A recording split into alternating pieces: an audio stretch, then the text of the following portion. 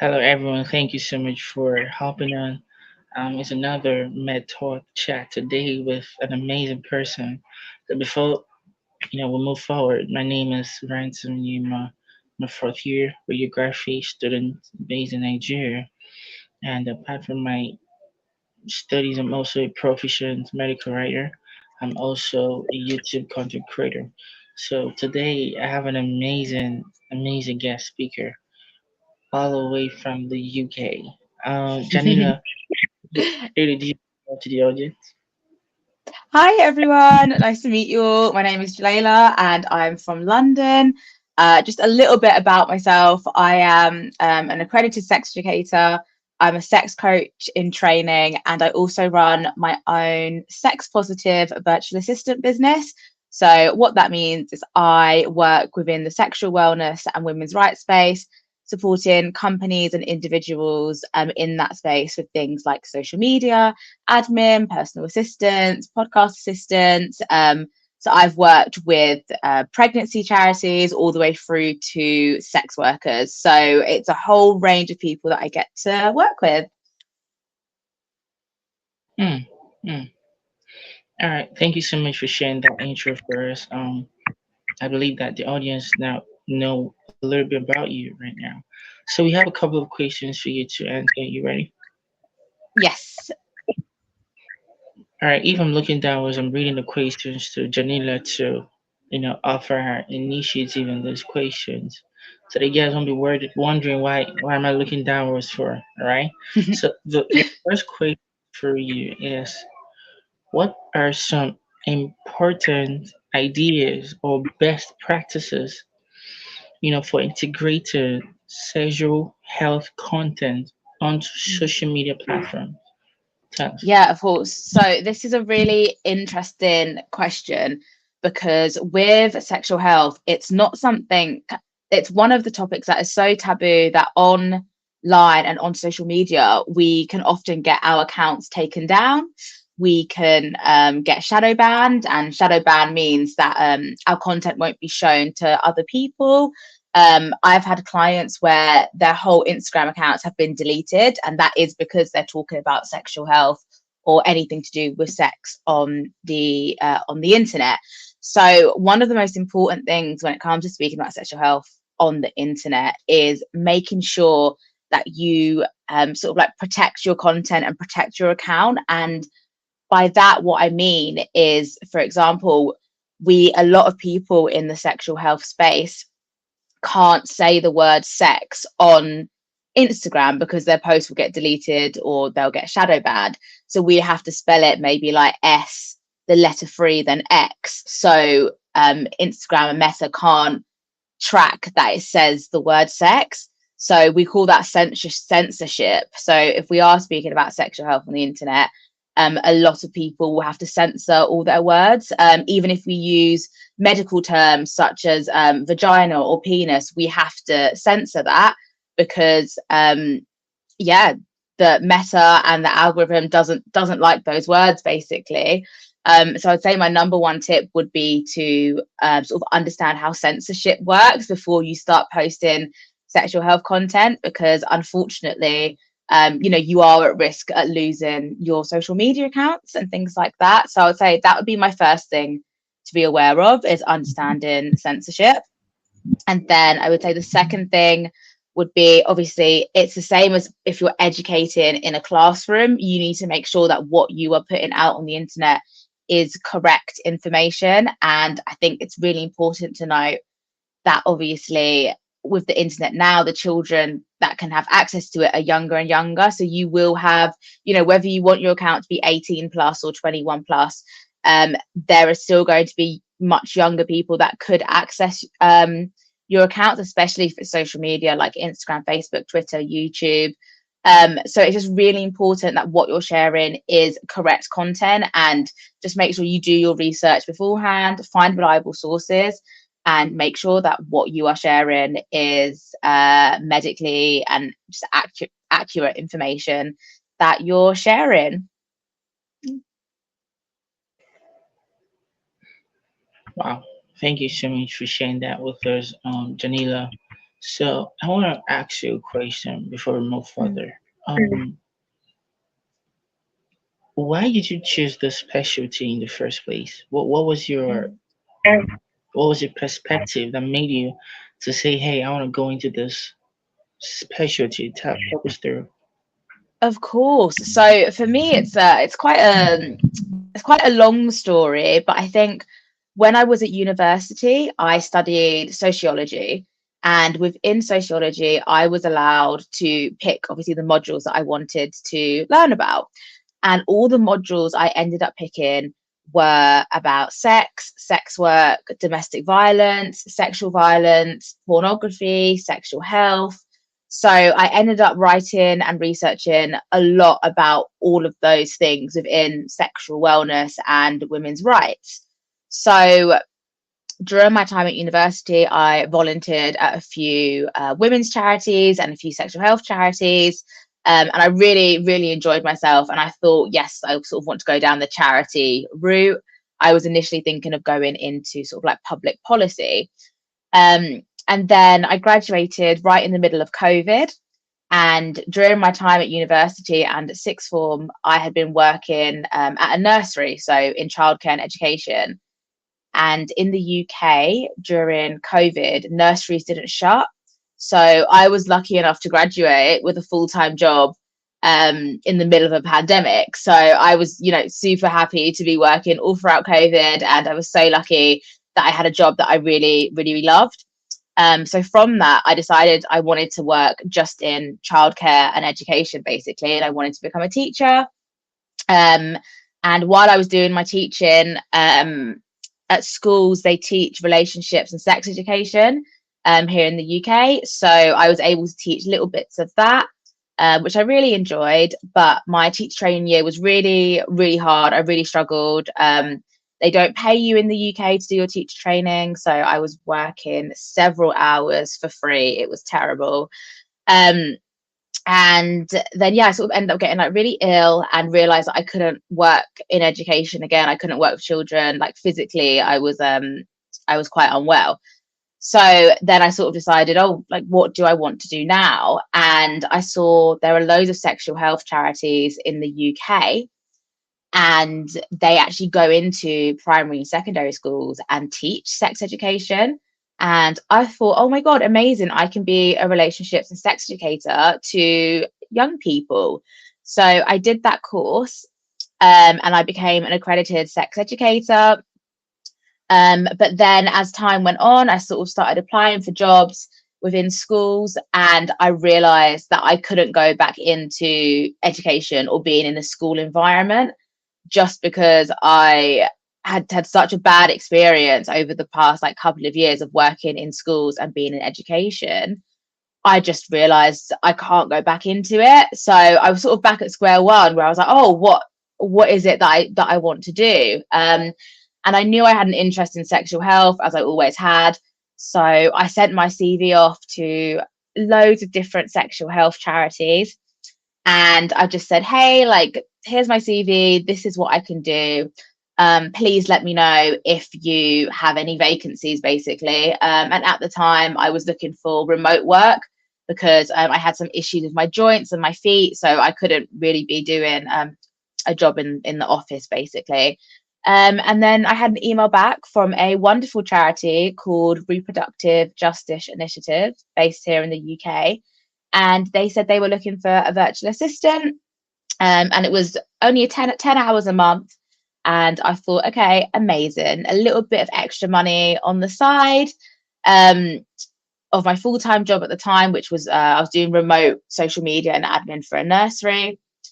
And then yeah, from there I sort of set up the virtual assistant business, and then I started gaining more and more clients. So now I run my own sex positive virtual assistant business. And then yeah, the last couple of months I realized that I kind of, as much as I love the virtual assistant stuff, I was sort of ready for the next step in my career, and that's when I decided I wanted to become a sex coach as well. So I started my sex coach training. So it's been quite a roller coaster of how things all came together. But yeah, so I'd say it all probably started at university, and here we are 7, 8 years later. that was an amazing storyline right there. Thank you so much for talking us through about your, you know, what brought you to the specialty, what got you interested into this amazing specialty that seems like a taboo, Mm, society, and also thank you for sharing some important ideas, for practices, for integrating mm, sexual health, content onto social media platforms, so that we can't get banned or get, you know, mm. barred or something. So thank you so much for sharing and talking to us and sharing your narrative on these questions. So the next question for you is, could you discuss the difference, or the difficulties and Mm. advantages encountered by sex educators and content creators in today's digital era? To talk us Of through. course. So I touched on it actually in my first in the answer to my first question, which is the biggest issue right now is definitely the shadow banning situation, and being banned and content creators getting their content taken down. And I think so in terms of if we're looking at sort of online sex education and things like that, that would be the number one thing that I think a lot of content creators who are within sexual health or sexual wellness do struggle with. And it's really disheartening when you're spending hours and hours on this wonderful educational content that you want to share with people, just for Instagram to say no thank you and take it down or take it away or not show it to people. So I would say that would be probably the number one thing. And I think as well, when you're trying to grow a business, you need people to be able to see all your stuff. And for sex educators, it's very, very hard to do that when, yeah, you have sort of the internet really pushing back on things. They don't want you to see things. So I would say that would be the number one thing in terms of sex educators posting online. I would say sex educators that are working specifically in sort of primary and secondary schools, so sort of outside the digital realm, but like in-person sex educators, that is so difficult and so hard. You have to follow the Department of Education's many rules on sex education and teaching sex education to children and young people. And you also have to follow the school rules. You then also have to deal with parents' complaints. You have to deal with teachers' complaints. And then you also have to deal with like behavior management of going into a class of children that you don't know. Um, and it's just very hard sometimes to not say the wrong thing. And I think the government and parents, there's a lot of pushback on teaching relationship and sex education. There's a lot of parents especially that don't understand what sex educators are teaching. So for example, I used to work with 4 to 6 year olds, so really little children. And when we say we're teaching relationships and sex education, they automatically assume that we're teaching a 5 year old about sexual intercourse and things like that. And that's not the case at all. No one is teaching 5 year olds about sexual intercourse. What we're teaching them is names of body parts and consent and how to notice abuse. If someone hits you, is that okay? Like those are the sort of things that we are teaching really young children, and to understand those signs of emotional abuse and sexual abuse. And that's what we're teaching them. And as they get older, then we start talking to them about puberty and pregnancy and periods and sexual health. And it's all very age appropriate. And I think what a lot of parents, which to be fair, I understand if it's not explained to parents, then of course they're going to think that their 5 year old is learning about all sorts. So I think that's one of the biggest sort of difficulties and disadvantages that sex educators face, especially in person sex educators. Yeah. I do agree at what you said about, you know, about the young age, the thing that you talking to them Mm, about sexual intercourse at that mm, age, and thank you so much for expatiating on that. That you're not only talking about such things, you're only describing the anatomy of the body, telling them about the necessary thing they need to know at that age, for absolutely. to the main age for them to get the necessary teachings on the other side of the sexual health. So thank you so much for sharing that with us. So before I move further to the next question, talk us through how is the UK healthcare system, going right now in terms of your practice in the sexual health. Yeah, so the healthcare system in the UK as a whole, so in many ways, we are very, very lucky. So we have the NHS, which is the National Health Service, and that allows us to have free medical care and healthcare and a lot of sexual healthcare as well. So we're really, really lucky in that sense. However, the NHS as a whole is crumbling. There is not enough funding, time, or energy that is put into the NHS. Doctors, nurses, midwives, they are all overworked massively and underpaid massively. Now, if you go to A&E, you can be waiting for 3-4 hours. If you call an ambulance, you could be waiting for an ambulance for again an hour plus. Um, you quite literally have to be dead in order for someone to come and look after you. So at the moment, we are very lucky in many, many ways, but also it is very scary the way that it is that it's going right now. But in regards to sexual health, we are really lucky. We can order sexual health kits online, so we don't even have to leave our house. We can order them directly to our door, which is amazing. Um, and we can do them in the comfort of our own home, and then we can post them back in just a regular post box, and we can get results, within a week or so, which is amazing.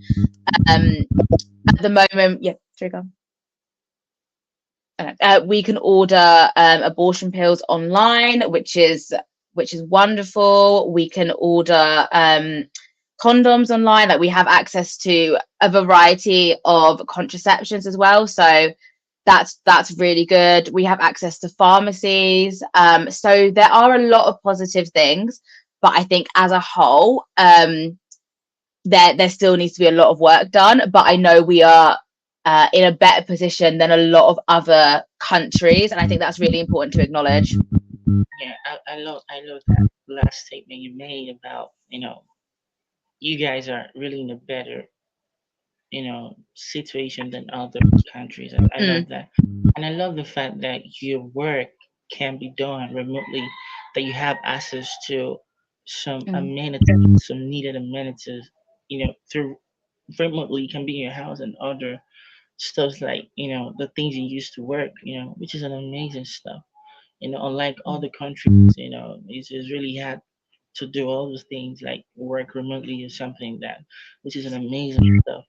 So kudos to your country's healthcare system in general, and I believe that the government is really working to enhance it the more in terms of the healthcare system, which is an amazing stuff. Yeah, needs to be Yeah, done. absolutely, absolutely. So the next question for you is, how do you measure the impact of your content on negative discussions about sex and promotion of women's rights through social media? Talk us Mm. through. So for me, I'm quite lucky in terms of the content that I make on social media. I don't get a lot of negative comments or things like that. But where I have worked with clients, social media who are sex educators, sex coaches, sexual health professionals in any shape or form, we do sometimes get a lot of backlash. There can be a lot of sort of sexist comments and just people again like parents not understanding what sex education is, saying that we're forcing things down people's throat, and things like that. And unfortunately, being on the internet in this day and age, it's kind of something you need to get over quite quickly. because unfortunately, no matter what you're posting about, whether it is to do with sexual health or something completely different, the internet can be a very horrible place sometimes. And in order to look after yourself, if you do get negative comments or negative discussions, it's up to you how you go about it. So for me, sometimes if I can clearly see that this person's just trying to troll me, they've got no picture, they've got one follower, like they're clearly just trying to get a rise out of someone or to start an argument. In that case, I would just sort of block them or just ignore it because there's no point. Sometimes you can get negative comments, but they are more like, you can tell they're like genuinely asking a question and they genuinely are just a bit confused, they don't understand something. So in that case, then you can make the decision of whether you want to explain to this person, um yeah, a bit more about what they're asking or things like that.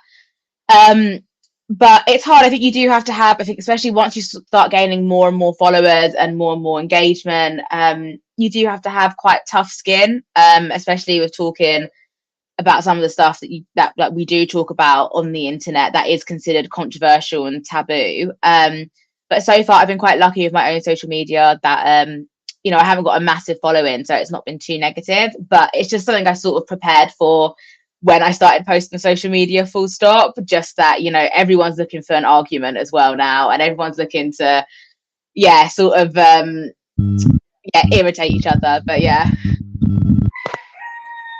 It's amazing that you have the temerity to condone all those, negative discussions based on your Mm, practice, which is an amazing stuff. I believe that the kind of work you do, for other, sex educators out there gonna mm, watch this video.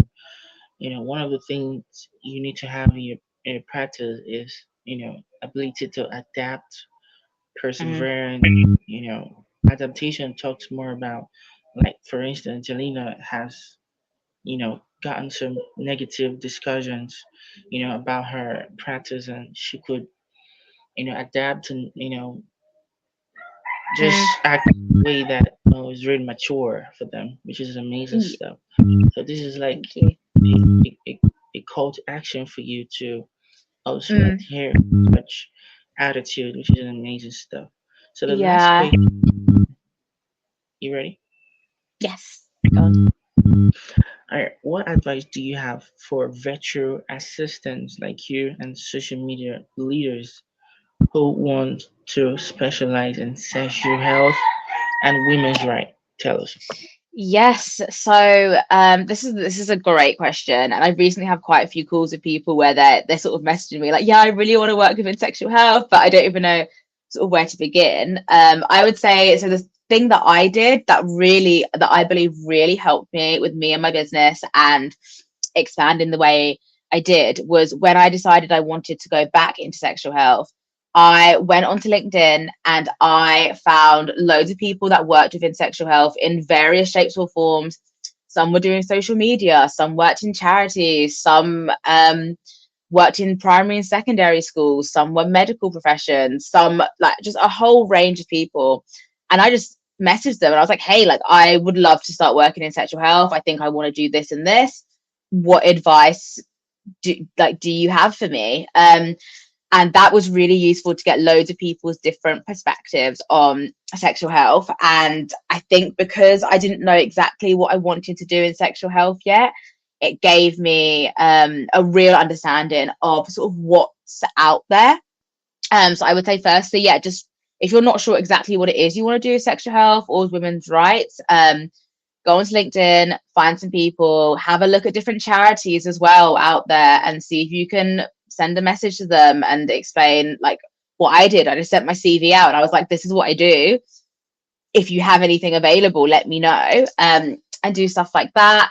And then I would say, in regards to like being a virtual assistant, you don't actually need any specific qualifications to be a virtual assistant. Um, but there are loads of virtual assistant coaches online that you can follow, who really helped me starting off. And there are courses you can do to become a virtual assistant in terms of like how to set up your business and the legal side of things and bits and bobs like that, which would be really, really useful. And same in regards to social media. You don't actually need a qualification in social media. So all of my social media experience comes from initially when I was volunteering at charities about 8 years ago now, 8, 9 years ago.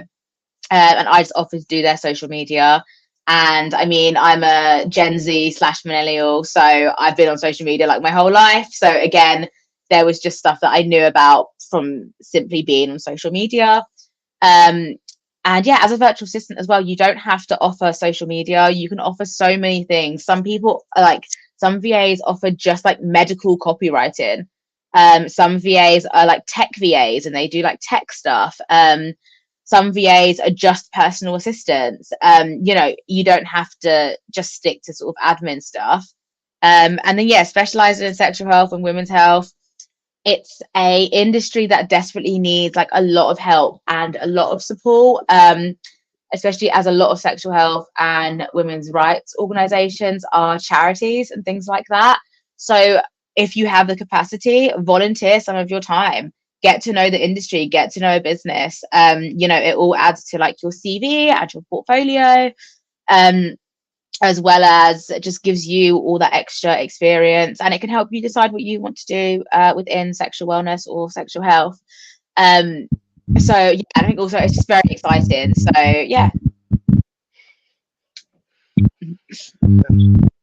That was a nice nugget for virtual assistants out there that watch this video, and also other social media leaders who wants to specialize in sexual health and women's right in general. This is an amazing strategies and amazing nuggets Janila dropped for us out there. So if you're really interested in in these roles, just follow those, adhere to those strategies, and it will definitely help you. So Janila, you've been an amazing guest speaker, and I believe that the audience are really very happy with you for educating them about women's rights in general and sexual health in general. And so before we wrap up the session, so what are your last words for the audience? I think just look after yourself and take care of yourself. I always say your body is, you're with yourself for the rest of your life. So it's really important physically, mentally, sexually. Make sure you take good care of yourself. Yeah. So we've come to the end of the session. So if you love this content, do it too. Subscribe, like, and share to your network. Hopefully, someone in your network will really, really, really adore this video. Thank you. Thank you.